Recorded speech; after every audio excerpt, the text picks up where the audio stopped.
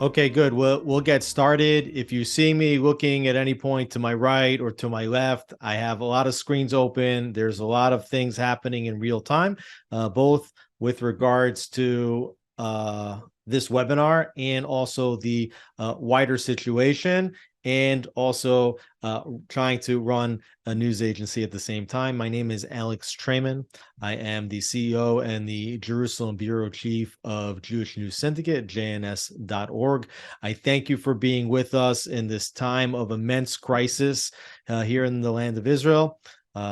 We are dealing with the situation that we have not dealt with here in this country in over 50 years. We'll talk a little bit about what happened 50 years ago with the Yom Kippur War. But first, I just want to start with what happened. Yesterday I was in Efrat for the holiday of Shmini Atzeret, Simchat Torah. It was over Shabbat. We went to the synagogue for the traditional joyous services on Friday night. Everything was festive. Everything was quiet. We wake up about 6:30 in the morning. I hear what I think are sirens in the distance. The people I was with, they thought, no, it probably wasn't sirens. Sure enough, 10 minutes later, there are loud sirens going off in the town of Efrat, and we knew that, yes, Israel was under attack, and we headed down to the safe shelters with our kids and pajamas and moved down everybody, families, all down into the safe rooms, and that happened several times throughout the morning.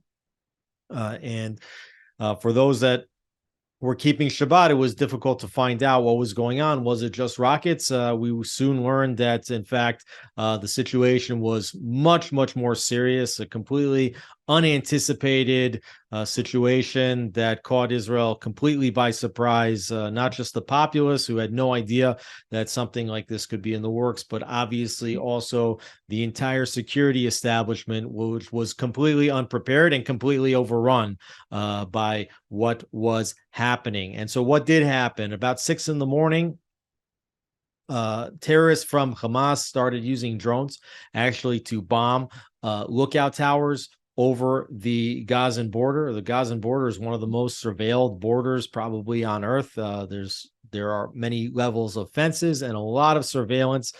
Some of this surveillance was bombed using drones from the outside. Almost simultaneously, paragliders actually started going across the border with Israel. At the same time, rockets were being launched all across Israel, providing cover for the paragliders, triggering the Iron Dome system and all the alarms, which were sending Israelis across the country into the shelters. At the same time that was happening, there were explosions along the various levels of the Gaza border fence. Then terrorists on jeeps and motorbikes were storming through the border, not met by any kind of Israeli security. They took over military bases. They took over the Zikim military base. They took over the police station in Sderot. We'll talk a little bit about some of those things. And they also immediately went in to Israeli population centers, some of the communities surrounding Gaza, kibbutzim, yeshuvim, other small communities there. They attacked a nature festival, which was taking place on a kibbutz near Kibbutz Re'im. And they started shooting. Many of them were wearing military-like uniforms. They opened fire, and in addition to killing whoever they could see, they also had a strategic imperative to take as many hostages as possible.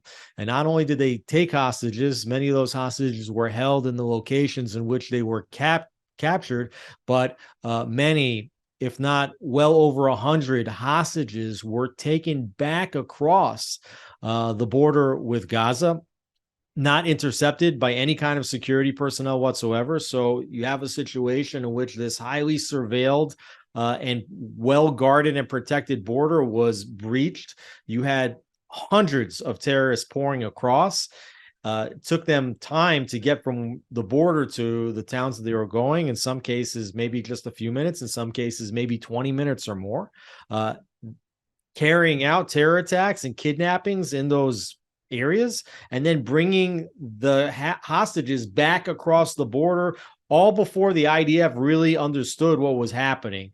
So for a country that prides itself on its superior intelligence, its superior defense capabilities, an absolutely unimaginable intelligence and security failure on all accounts. While that was happening, over 5,000 rockets were fired from Gaza all across Israel, at Jerusalem, at Tel Aviv population centers, Ashdod, Ashkelon. It was probably the worst barrage of rockets in Israeli history in a single 24-hour period. Of course, those rockets continue now. They continued overnight as well. And the reports are that currently that at least 600 are killed. That number continues to go up by the hour. I've heard assessments that we're going to learn that well over 1,000 people were killed, thousands injured. And as I mentioned, Hamas is claiming that it has 163 hostages in the Gaza Strip right now, where Israel's trying to determine how many hostages there really are, but certainly the idea of hostages is one that really, really tugs at the soul of all Israelis. You can imagine that wherever they're being held, it's not the best conditions and probably booby trapped. And whether or not Israel will be able to get them out, however that may be, is oh, I'm getting a message. We're supposed to be live streaming it. We're not live streaming it. That's fine. We'll have to get it out later. I'm sorry for the interruption. So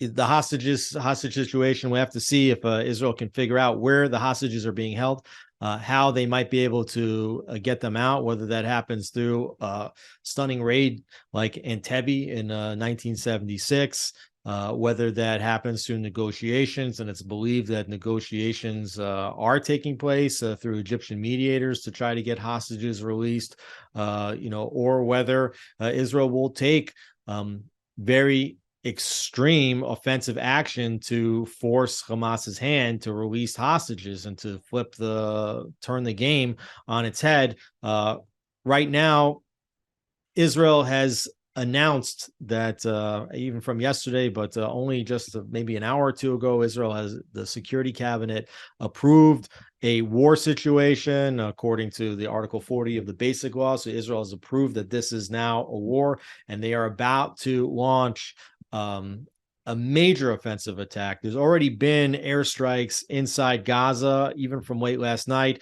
There's been attacks on the houses of Hamas leaders in Gaza, but the major operation is yet to commence. We don't know if there's going to be a ground operation. We do know that soldiers from all across the country, in fact, probably every eligible soldier in the country, including all reserves, have been called up to active duty. They've been amassing at the various army bases and awaiting instructions. And we do not know what an offensive counterattack could look like.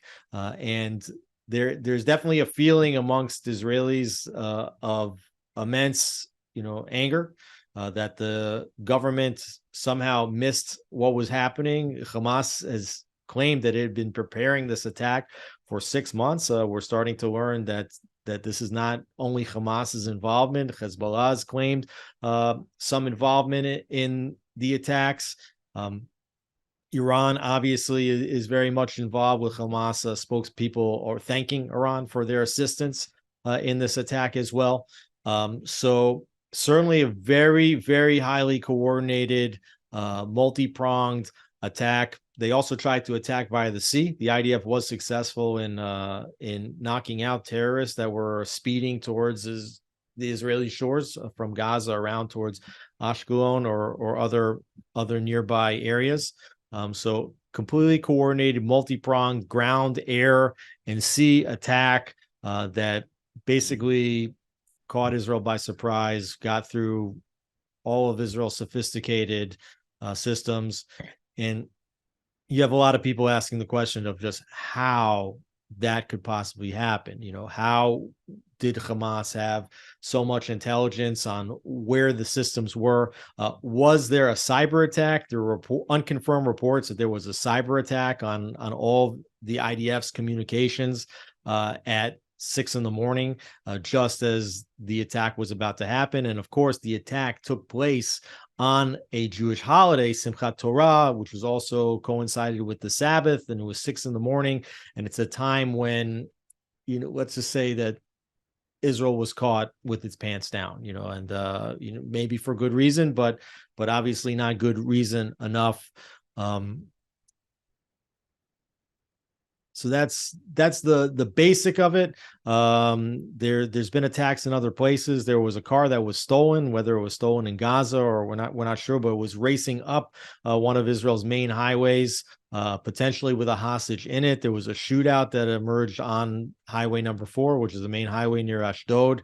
The terrorists were taken out and were neutralized in that situation, but that is a major fear that this can spill over into the home front with terrorism, not just coming from Gaza, but coming from the communities in the Palestinian communities in Judea and Samaria, also coming potentially from Israeli Arabs in Israeli cities, as we saw a couple of years ago when you had the rioting going on in Ramla and Lod and elsewhere. And the big question, of course, is will Hezbollah get involved? We're already starting to see some activity on the northern border. There were some mortars that were sent into Israel across the blue line, which is the demarcated border between Israel and Lebanon. Israel's returned artillery fire. Hezbollah sent a drone over Tzfat, which was shot out of the sky by Israeli defenses.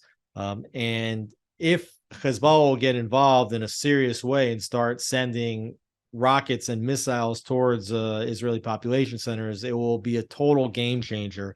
The rockets that Hezbollah has are much more sophisticated than the Qassam rockets, which are being fired out of Gaza. The Gazan rockets are like darts compared to what Hezbollah has been stockpiling. You're talking about over 150,000 missiles and rockets in Hezbollah's cache. Many of them long range, can deliver much higher payloads than Qassam rockets. Many of them are long distance and precision guided, meaning that they can target specific targets, which makes it much different than the Qassam rockets, which are just kind of fired into a basic area. And that would certainly open up a second front. There's already been reports that jets are scrambling towards the north, as well as choppers. So there's definitely the question of, is this going to be a multi-front war? What does that look like in each place? Is that a ground operation in Gaza? Is there a ground operation in southern Lebanon? Also, if Iran was part of this, is it time to try to take out the Iranian nuclear infrastructure? So there's a lot of questions. There hasn't been too much time for analysis, just because things are so rapidly developing. Many hostages have been released. There were many more hostages that not released, but there were many hostages that were taken in Israeli towns, like Ofakim and Sderot and Kibbutz Be'eri and Kfar Aza. And so many of them have been freed. The IDF has been engaged in firefights in all of these towns throughout the day. So it's still not even clear yet that the home front has been sealed from Gaza. So there are a lot of questions. I'll just read you right here a report that we got from the Nature Festival near Kibbutz Reimim. You had hundreds of Israelis participating in like a trance festival in the south, really just minding their own business. The attendee tells the Israeli Channel 12 in the middle of the party, which was big and at high volume. The red alarms started. They turned off the music and people started to take their things. So they cut off electricity, and suddenly out of nowhere, shots came in, shots in every direction. 50 terrorists arrived in vans dressed in military uniforms. They fired bursts, and we reached a point where everyone stopped their vehicles and started running. The person said that they went to a tree, into a bush. They just started spraying bullets at people. Masses of people were wounded, scattered around. mean, this person said he was in a bush trying to figure out what's going on. He could see the terrorist faces. They cursed us. 30 people fled and hid, and they were found later today, just a couple of hours ago. Not only have many Israelis been killed, including women, including children, including soldiers and police officers, but probably the most painful part is that videos have been circulating. I don't know if people have seen them, photos and videos of families with small kids being held hostage. There was one of a child being held in Gaza and being basically bullied by little Arab kids in Gaza. Videos of a grandmother being taken on some kind of an ATV into Gaza. There were many photos and videos of dead bodies, including soldiers that were being paraded and battered. And it's sickening, and basically every Israeli knows that they have suffered a very, very significant blow. Israel's a small country, and many people know individuals that have been killed already, and there are many people missing. Like we've said, over 600 have been reported killed. It's believed that it could be as many as 1,000 or more, and we're still trying to figure out who's dead, who's missing, who's held hostage, where they are. So there are a lot of moving components, and the question, of course, of what Israel is going to do in response. Now, another question is what does Hamas want to gain here? And so, like we said, it's very likely that Iran is the driving force here behind the attacks.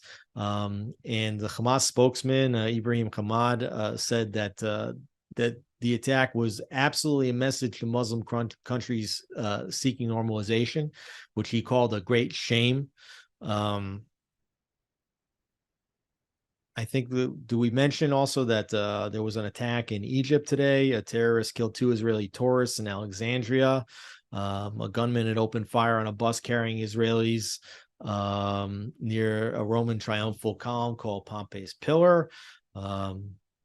So that's what we know so far. It's called Operation Swords of Iron. This is the operation that Israel's launched. We don't know exactly what that's going to look like. Netanyahu stated that we will restore security to the citizens of Israel and we will win. The first stage is ending at this time with the destruction of the vast majority of the enemy forces that infiltrated our territory. At the same time, we have begun the offensive phase, which will continue with neither limitations nor respite until the objectives are achieved. One of the things that has been reported is that the cabinet decided to shutter electricity in the Gaza Strip. And there are many people saying that Israel needs to just put the Gaza Strip under complete siege and create a humanitarian crisis over there, so that they will feel the pain of this action. Many of the flights to Israel and from Israel by various carriers have been canceled. So there's a lot of Israelis that traveled for the week of Sukkot that are caught abroad, including our own defense correspondent who's in London. And at the same time, there's also a lot of Israelis that came to Israel for the holiday of Sukkot, and they're now stuck in Israel. El Al is trying to pick up the slack and to arrange as many flights as possible to get Israelis home and tourists home. Looking here, we see that there was a report potentially that by a high-ranking, this is not, I think this is an unconfirmed report, but I saw that a high-ranking Israeli Defense Forces commander said that U.S. weapons left in Afghanistan by the Biden administration were found in the hands of Palestinian groups active in the Gaza Strip. There are questions about whether Russia could be involved. We know that there's a Russia-Iran alliance that has been formed over the last period.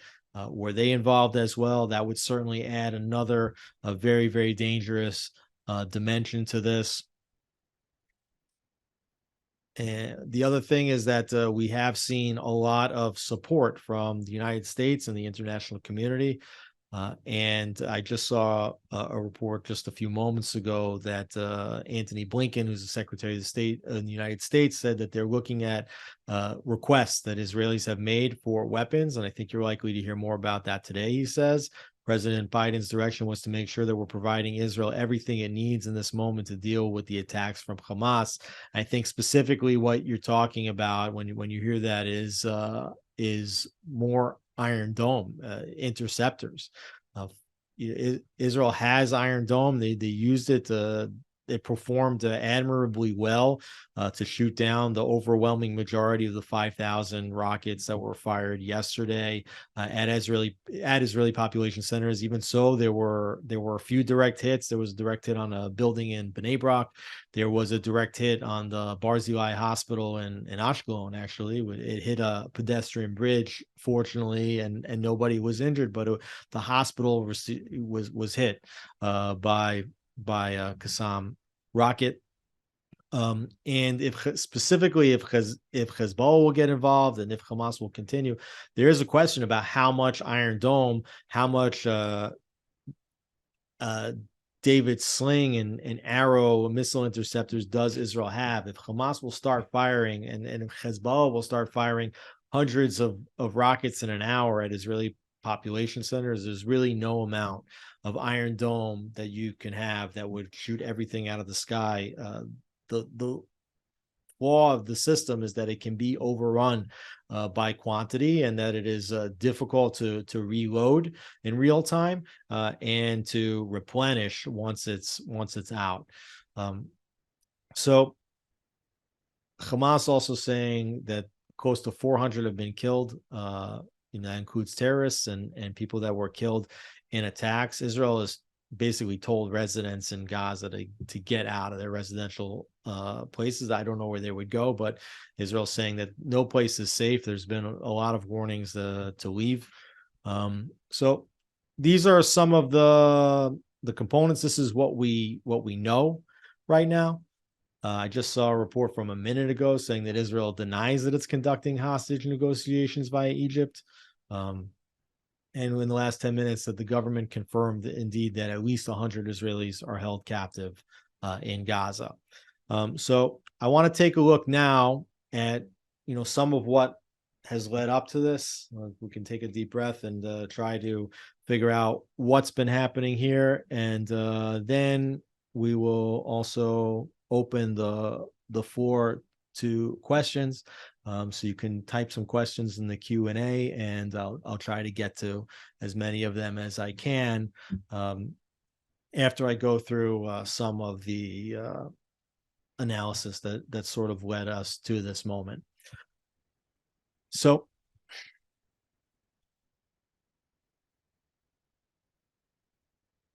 I did note that this attack, which occurred on Simchat Torah, happened nearly 50 years to the day after the Yom Kippur War. The Yom Kippur War was launched on October 6th in 1973. And yesterday, when this began, it was October 7th, 2023. So 50 years almost to the day after the surprise Yom Kippur War. And the Yom Kippur War was one of the worst, if not the worst, intelligence failing in Israeli history, where at the time the security establishment was warning that there could be a war breaking out between Israel and between Egypt and Syria. And yet the threats of war were not considered to be completely imminent, that there was believed that there was some degree of deterrence. That was obviously a massive failure because Egypt and Syria, they combined to launch a dual surprise attack on Israel in which thousands were killed. It cost Israel tremendously. It was a major failure by the security establishment and ultimately by the political leadership, which was at the time led by Prime Minister Golda Meir. And so there is a question of, is this Prime Minister Benjamin Netanyahu's Golda moment? Is this the moment of significant intelligence failure? And if and I mean, obviously it was, but the question is, where was the failure? Is the failure in the inability to surveil, to understand what was being cooked up inside Gaza, like what happened to the surveillance of Hamas leaders, that they were unaware that something was being planned, or did they have information that something was being planned, and did they choose to ignore that information, or did they misinterpret the information? Did they misinterpret when the date of such an attack could be? But ultimately, the Yom Kippur War cost Golda Meir her prime ministership, and there are questions. Will this be Netanyahu's golden moment? And that, I think, depends very much on what will happen in the coming days and weeks. Will Israel use this failing, this horrific attack, as the impetus now to do something very meaningful and to change the game? Because Hamas, just in the last 24 hours is riding on a super high, and Iran and Hezbollah are feeling extraordinarily empowered. And question is, will Israel try to just put the genie back in the bottle and restore a state of calm and kick the can down the road until the next time? Or will Israel realize that the true nature of the Hamas terrorists, and that they cannot be trusted to have these little breaks?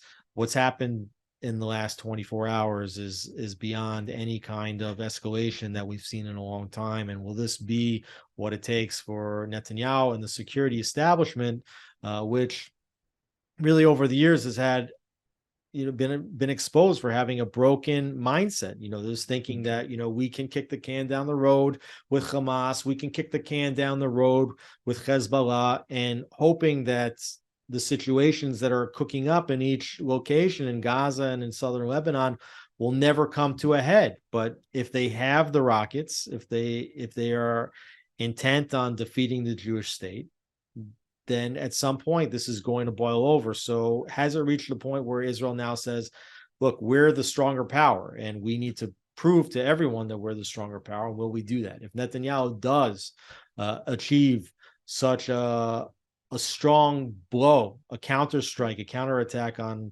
Hamas, that it changes the strategic game and that Hamas gets completely obliterated to the point where there's no infrastructure left to ever mount another attack, then perhaps Bibi's legacy as a protector of Israel will be cemented. Otherwise, this could be a very, very deep blow to his legacy, just as it's been a deep blow to Israel's sense of security. Now, also important to know, we're just 1 month after the 30-year anniversary of Oslo. The Oslo Accords was the beginning of a process to try to create an independent Palestinian state in Judea and Samaria and Gaza. And what happened during the Oslo Accords? Essentially, Israel, with the assistance of the United States, the accords were brokered by the Clinton administration, Bill Clinton. They essentially divided up all of Judea and Samaria, commonly known as the West Bank, into these disparate entities of A, B, and C, which were non-contiguous entities under varying degrees of Israeli and Palestinian control. And at the same time, the arch terrorist Yasser Arafat, who had been thrice deported, first from Israel, then to southern Lebanon, was kicked out of southern Lebanon. I believe he was expelled from Jordan as well at some point, was living in Tunisia, and they imported him back in to lead the Palestinian people. And somehow they thought that if they bring an arch terrorist to lead the Palestinian people, and then divided the land into non-contiguous parts, that somehow that this would lead to the creation of a peaceful and an independent Palestinian state. And 30 years later, we can see that perhaps the accords were created with the intention of perpetuating the Israeli-Palestinian conflict, as opposed to leading to a peaceful coexistence. But 30 years later, you have a lot of Israelis and Palestinians alike, both citing the abject failure of the accords and calling for a change to the broken two-state paradigm. Now, It's also 18 years after the withdrawal from the Gaza Strip in the summer of 2005. And the withdrawal, which was led by Ariel Sharon, was really the pilot of what an independent Palestinian entity could look like. And at the time, Ariel Sharon said, if even one rocket's fired, we're going to go back into the Strip and restore calm and quiet and possibly retake it over. But Israel withdrew completely from the Gaza Strip, took all of their military infrastructure out of the Gaza Strip, evacuated 21 thriving Jewish communities with 8,500 residents.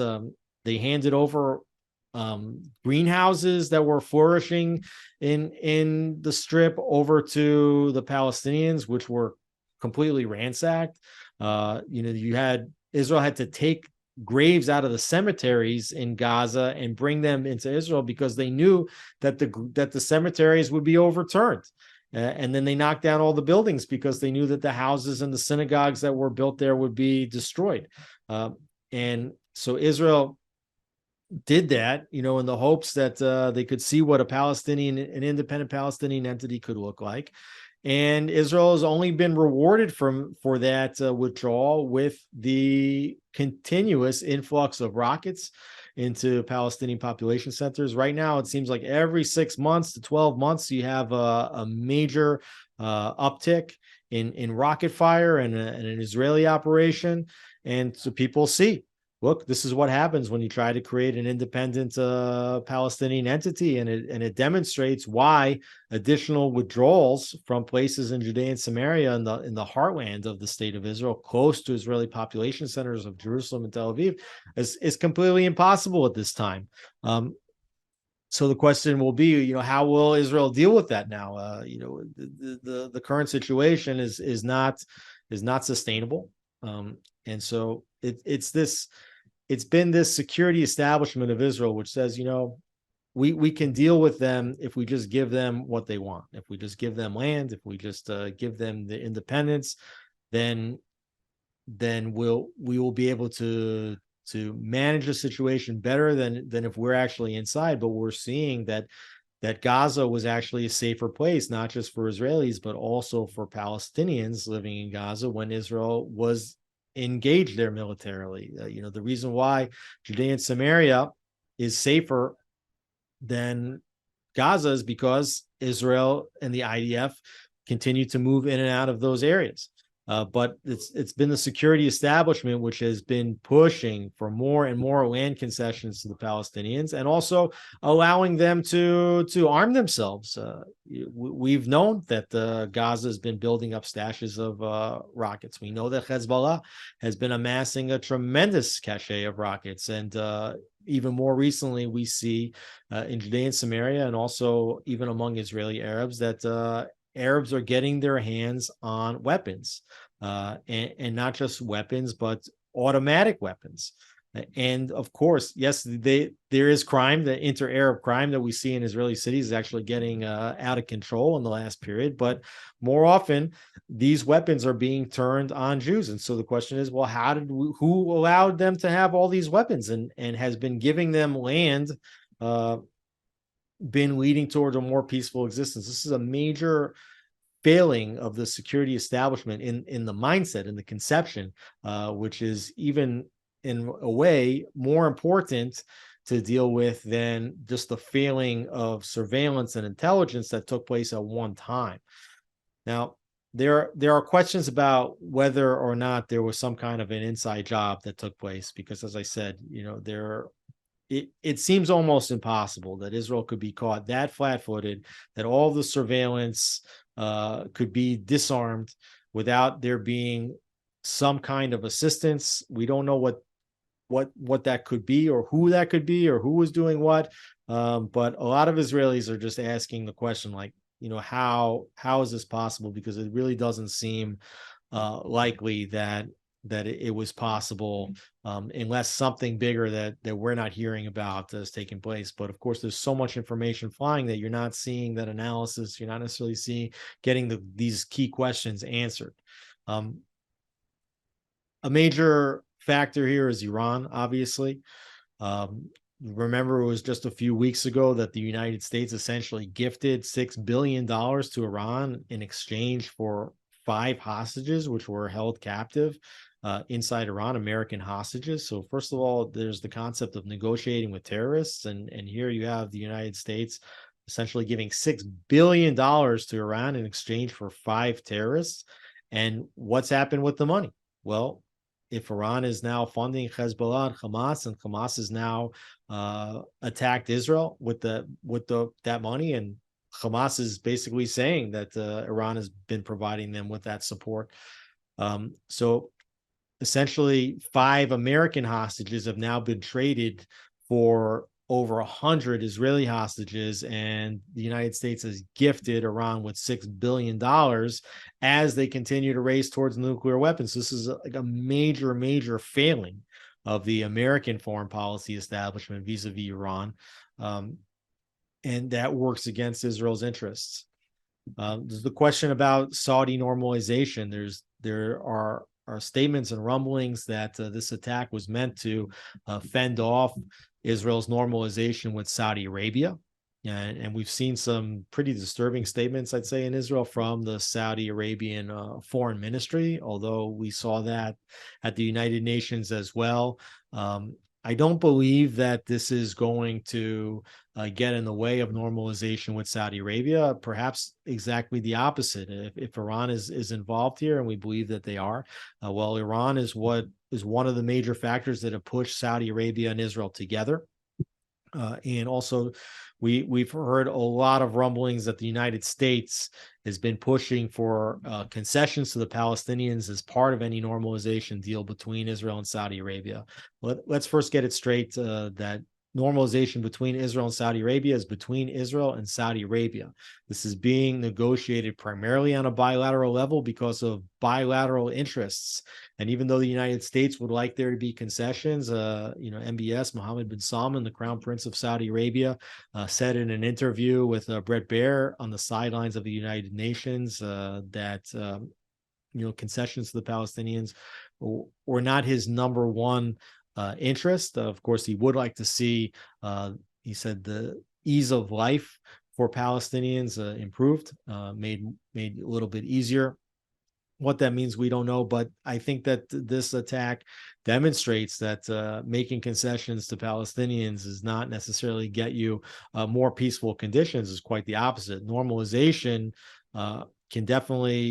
normalization happens for the sake of normalization, and the Palestinians can definitely benefit from normalization if they choose to do so. And should they choose to do so, Israel would be very interested in helping them to live a better life, but they would first have to drop their commitment to destroying the Jewish state and wanting to send every Jew living between the river and the sea into the ocean. Another important component here is that this attack has taken place amidst tremendous internal divisions over judicial reform, over the makeup of the current government. You have had weeks and weeks and weeks of protests against judicial reform, and yet you've had the left-wing provocateurs who are leading these protests saying that they were going to lead to a civil war, and they have been lobbying for reservists and Air Force pilots not to show up for battle. If the judicial reform were going to go through, and they have been communicating a tremendous weakness, not only to the Israeli public and the international community, but specifically to Israel's enemies. And they've empowered Israel's enemies by making them think that Israel is weak, when I don't know a single person in this country that wants Israel to be going towards some kind of a civil war. So we've certainly empowered our enemies, and they have taken advantage. And again, Israel's been caught flat-footed in almost every respect. There have been talks now that there could be a unity government which emerges in the coming days with Yair Lapid, the head of the opposition, and Benny Gantz potentially joining a government. Lapid has basically demanded that Netanyahu will dump his right-wing coalition partners, particularly Itamar Ben-Gvir and Bezalel Smotrich, in exchange for coming into the government. in a sense, that's probably the least most important question right now to a lot of Israelis. But politics is one of the major components of what's going on and who's taking decisions and how the country is being run. It would be a sort of a poison pill for Netanyahu to get rid of his natural coalition allies and to bring his opponents into the coalition. But that might be what needs to happen at this time, especially if Israel's going to open up and make a larger, potentially multi-front campaign against Hamas and against Hezbollah, and if potentially there might be some attacks on Iran as well or elsewhere. And the question is whether we're going to have like a Yom Kippur moment or an Entebbe moment. Is this going to be Netanyahu's Golda moment or his Entebbe moment? These are some of the questions that are being asked. Again, a lot of factors, everything happening in real time right now. I hope I've laid a lot of it out for you. I hope that it's been clear and somewhat digestible. And I'm going to take a look now and see if we have any questions here. And or just bear with me for a minute.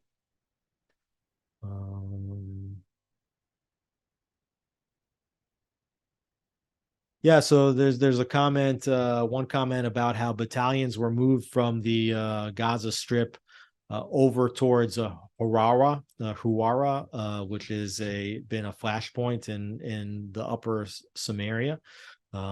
Yes, some of the soldiers were moved, battalions were moved towards the protection of the Huwara area. So that was just another reason why Israel was caught somewhat flat-footed. There was definitely less soldiers in the area then.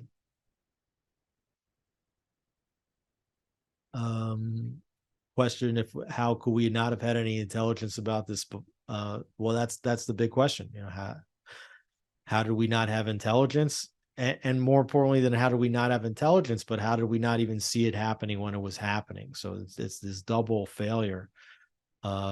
Question about the reform, distracting the goal of preparing to face the threats from proxies and making Israel unprepared. Absolutely. Okay, someone says, isn't it obvious that there were traitors and intel and our security agencies holding back on any vital information? Definitely a possibility, something we're probably not going to find out for a number of weeks, if ever. Someone's asking me to tell about the pro-Israel rally in New York City opposite the UN at 2 to 4 p.m. today. That's actually, I don't know too much about it, but apparently there's going to be a rally. What is the status of the towns in Israel with large Arab populations? So this is definitely one of the big strategic questions. What's going to happen with the Israeli Arabs? What's going to happen with the Arabs living in Judea and Samaria? Are they going to get involved? Are we going to see the beginning of an intifada-like situation inside Israel? Are we going to see riots in mixed Arab-Israeli cities? I can tell you just from where I live on the seam line in Jerusalem, where I live basically across the road from the several Arab communities, I haven't seen even any police presence at the entrances of those communities. And I think that there's a wishful thinking perhaps that they might not enter into the conflict, but there's no real reason to assume that they won't. Because these are, and I think that there's like a few options of what can happen now. So this is a good segue here. Option number one is that Israel really, they strike hard. They make Hamas pay a price. They make it hurt inside of Gaza, but ultimately they just try to restore calm and move on and hope something like this never happens again. That's probably a bad scenario, but that is a somewhat likely scenario. A second scenario is that this thing develops in ways in which Israel also did not anticipate. And all of a sudden, Israel's fighting on multiple fronts. It's fighting in the south in Gaza. It's fighting in the north in Hezbollah, and it's fighting in the mid. It's fighting in Judea and Samaria, and it's fighting in the middle of Israeli cities. And this is also it's a likely possibility because you have an antagonistic population living within your borders. So we don't know how this is going to play out yet. So we have to keep close watch on what happens, and it could also be a result of whatever Israel decides to do.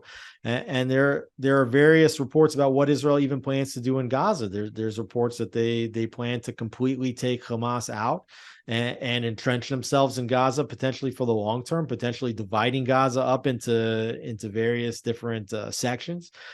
We don't know. We haven't gotten information yet as to what the goals of any operation are. And there's even a sense, I think, as we don't know, that there's a sort of like hold me back mentality. Yes, Israel has mobilized its troops to go in, but with each minute that they haven't ordered a ground invasion, you get the sense that there are efforts to try to prevent Israel from doing so. And it's a question of, will Israel accede to pressure not to go in, not to escalate the war? Although the question is, like, how can you not escalate if you have over 1,000 people killed? I mean, this is in a nation that has only 9 million citizens. Having 1,000 killed in a single day is it's much larger than September 11th, the scale of September 11th, when you think about how big Manhattan was and the scope of those attacks.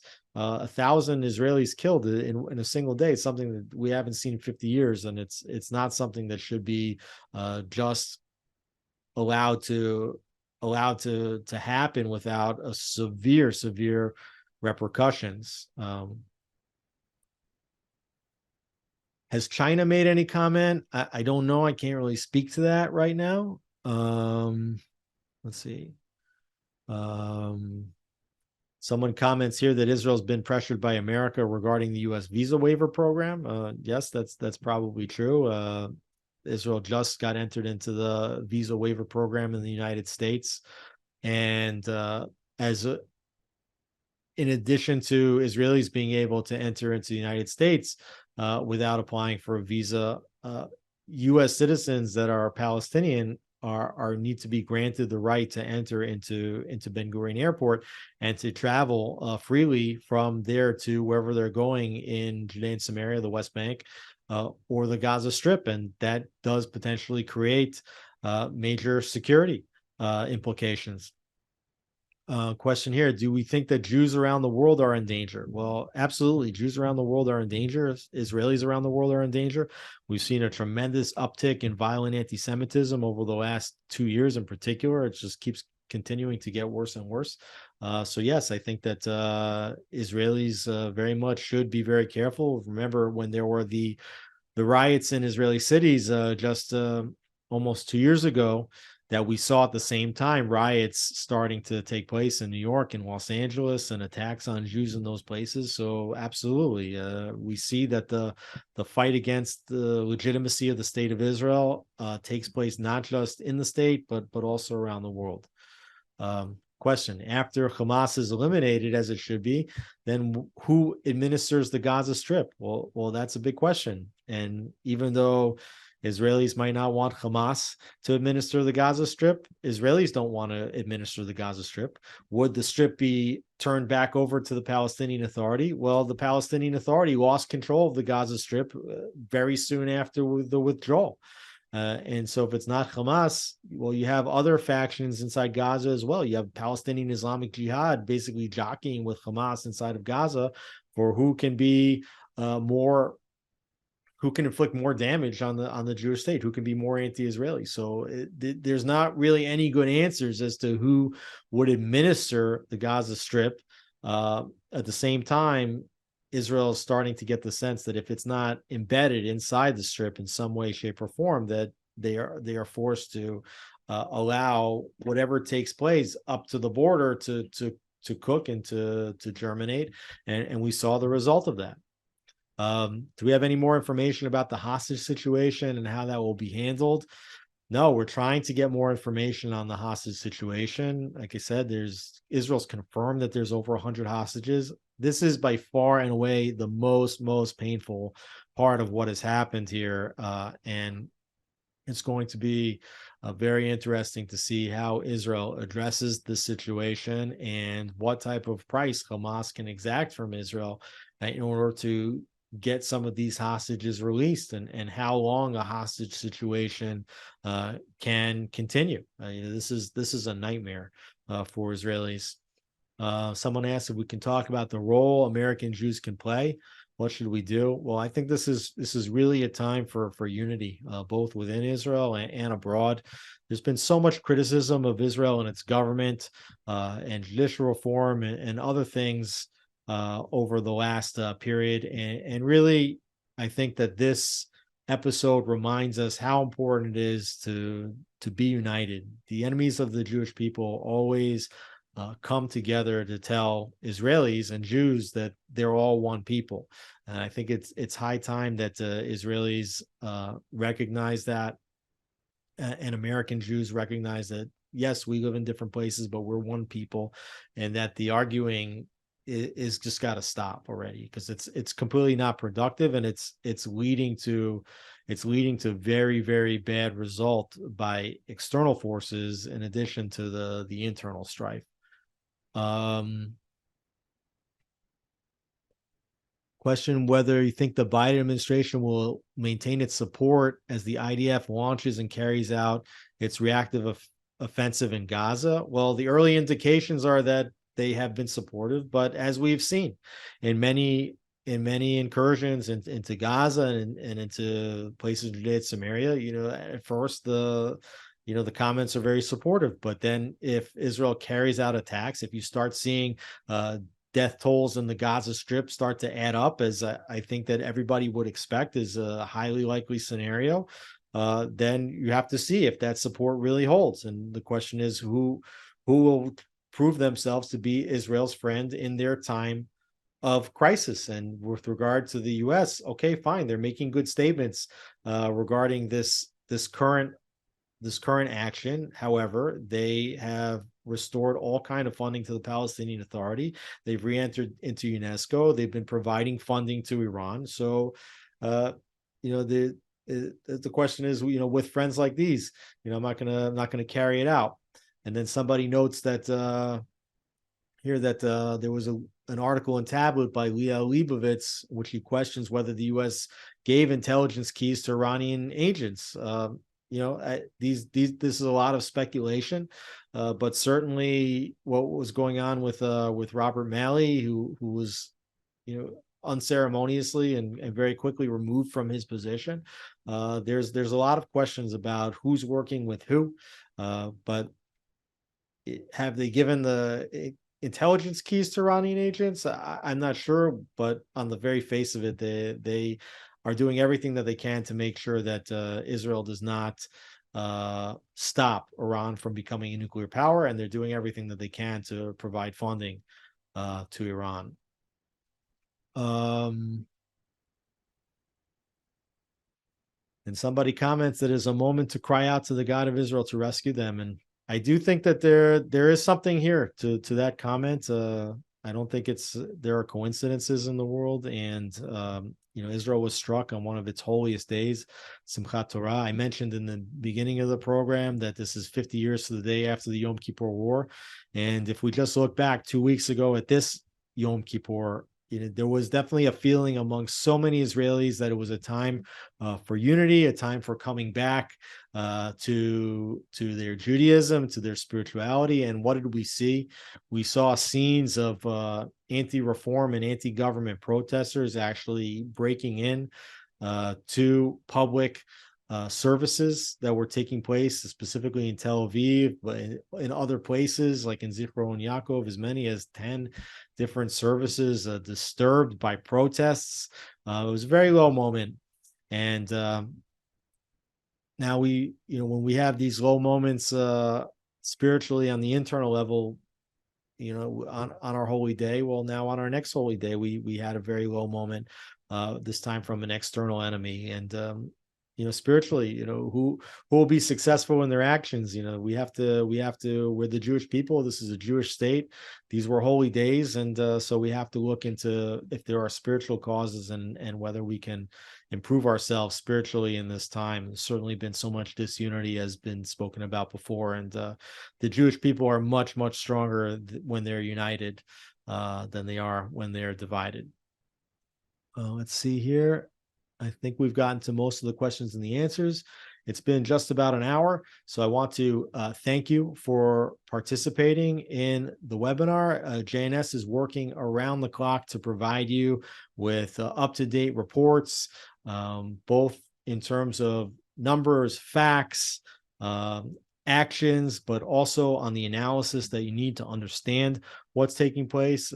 I would be remiss not to remind everybody that JNS is a not-for-profit organization. We're not here to make money, and we are a reader-supported organization that provides subsidized content both to readers and also to over 70 different publications in the Jewish world and beyond, and we're a reader-supported outlet. So, any support that you can give us at this time to keep doing what we're doing is greatly appreciated. You just go right to jns.org and click on the top right of the site and on the donate link there. Make a contribution, make a recurring monthly contribution. It really goes a long way to helping us continue our reporting, speed up our reporting, make the reporting deeper, and also to reach more people. Question here: do I think Israel will attack Iran? We just don't know. We're gonna have to wait and see. So thank you so much for participating. Tomorrow we're going to have another webinar with our defense correspondent Yaakov Lapin. So look on the jns.org website and the email today that we send out for more information on that webinar. I'm sure that Yaakov will provide some unique context and analysis and obviously more details that emerge over the coming 24 hours. So thank you guys so much, and Godspeed, and God bless the Jewish people, the state of Israel.